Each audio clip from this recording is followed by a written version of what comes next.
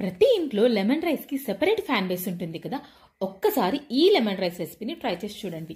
Lemon rice with pulihora powder వినడానికి కొత్తగా ఉంది కదా, టేస్ట్ చాలా బాగుంటుంది. ఇది లెఫ్ట్ ఓవర్ రైస్తో అయినా వేడన్నంతో అయినా దేంతో అయినా ట్రై చేయొచ్చు.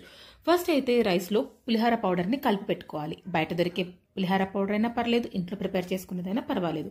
ఇలా కలిపి పక్కకు పెట్టేసుకున్న తర్వాత నార్మల్ మనం లెమన్ రైస్కి ఎలా అయితే పోపు పెట్టుకుంటామో అలానే ప్యాన్లో ఆయిల్ వేడైన తర్వాత ఆవాలు, జీలకర్ర, మినపప్పు, శనగపప్పు, పల్లీలు, వీటితో పాటు ఇలా పచ్చిమిర్చిని పొడుగ్గా కట్ చేసుకున్నది, ఆనియన్స్ని సన్నగా కట్ చేసుకున్నవి, కరివేపాకు, కొద్దిగా పసుపు, టేస్ట్కి సరిపోయే సాల్ట్, వీటన్నింటినీ బాగా ఫ్రై చేసుకున్న తర్వాత ఆల్రెడీ రైస్ని కలిపి పెట్టుకున్నాం కదా, అందులో యాడ్ చేసుకుని కలుపుకోవాలి. దీంతో పాటుగా పులుపుకి తగ్గట్టుగా లెమన్ని కట్ చేసుకుని లెమన్ జ్యూస్ని కూడా యాడ్ చేసుకోవాలి. అంతే.